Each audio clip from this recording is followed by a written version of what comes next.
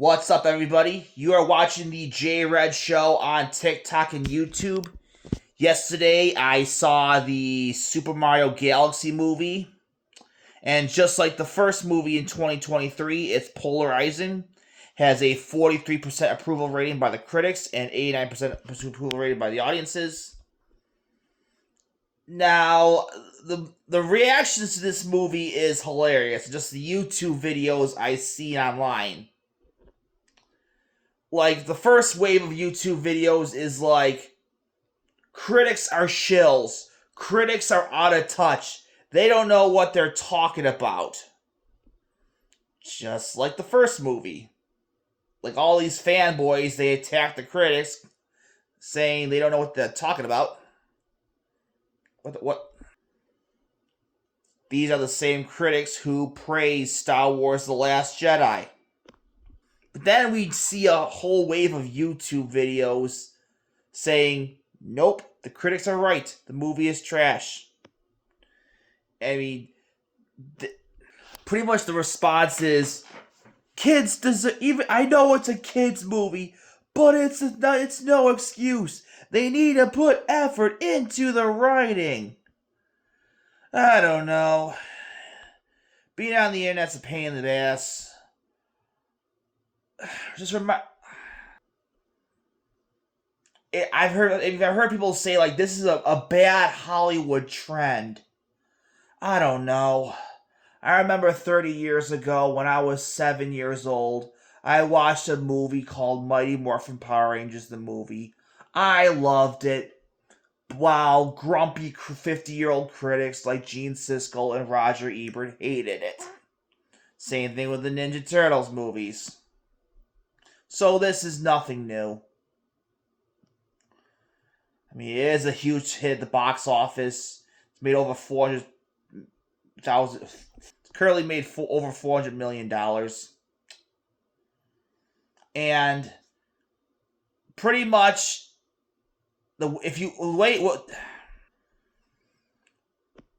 pretty much whether or not you'll like the movie depends how you go into it. If you turn off your brain, if you say it's a kid's movie, just enjoy Mario doing Mario things, enjoy the action, enjoy the animation, enjoy the humor, enjoy the nostalgia, enjoy the memories. If you turn off your brain and just enjoy the movie and just pretend you're a kid, then you'll like the movie. But if you're a critic and you think about it, you will not like the movie. I pretty much came in that movie with the two minds. I mean, I enjoyed it, but I am critical about some of the decisions. And one thing that really bothers me is that it looks... I would say this next part is spoilers, but they already spoiled it on Twitter. Fox McCloud. They released Fox McCloud. They posted on Twitter that Fox McCloud's going to be in the movie. First of all, thank you for spoiling the movie. Secondly, it just seems like they're setting up a Nintendo Cinematic Universe / Super Smash Bros. Movie. If it was a couple of years ago, maybe I would have accepted it. But the cinematic universes have been done to death. Marvel. I mean, that's the Marvel that started it. DC.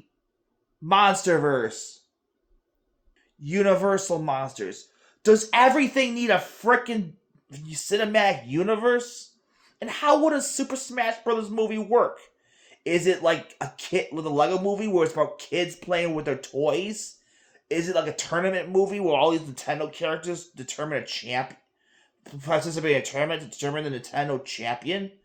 Is it gonna be a Avengers type movie where they all come together and they face a super duper evil army? I mean, I did enjoy it. I give it a 6 out of 10. I was part of the turn off the brains, the kids movie, just enjoy it. But I think it's also fair to be critical towards it. Other movies I saw Anaconda, starring Paul Rudd and Jack Black. I haven't seen any other Anaconda movies, but I did see this new one, and I liked it. It was Rudd and Black were pretty funny. There was a lot of good action. I mean, it wasn't great or anything, but it was passable. And in this movie, Doug McAllister, played by Jack Black, and Griffin Jr., played by Paul Rudd, are from Buffalo, so it was cool to see my hometown represented. I saw the newest 28 Years Later movie, Bone Temple. Now, my opinion on this movie is very mixed. When it was focused on Dr. Ian Kelson, I thought it was pretty good because Ian Kelson's trying to invent a cure. He's trying to turn the zombies back into humans, and he works with a guy named Alpha Samson, trying to get him back into a human. That part of the movie was great. And then you have another part of the movie where you see this religious gang, I should say, of devil worshippers, who styles himself as in this gang after Jimmy Savile. Now this part of the movie is weird. I kind of liked it because it reminded me of the Texas Chainsaw Massacre family. But there were times where it just got weird. Enough with the friggin' Teletubbies. Are you trying to make them scary or something? It didn't do it for me. But fortunately, the other half of the movie was that great. I love the ending where they did 666, the number of the beast. That was pretty cool.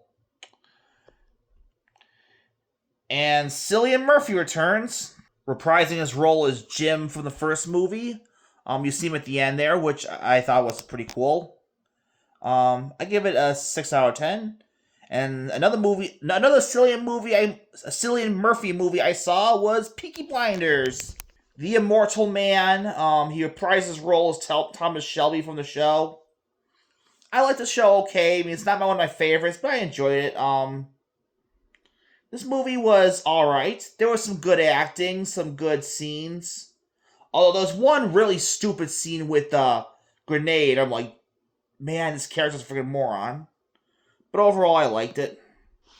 Now, 2 TV shows I've been watching is Marshals, continuing the Yellowstone franchise. I mean, Marshals is the weakest of the Yellowstone series. It feels like just a CSI with Yellowstone.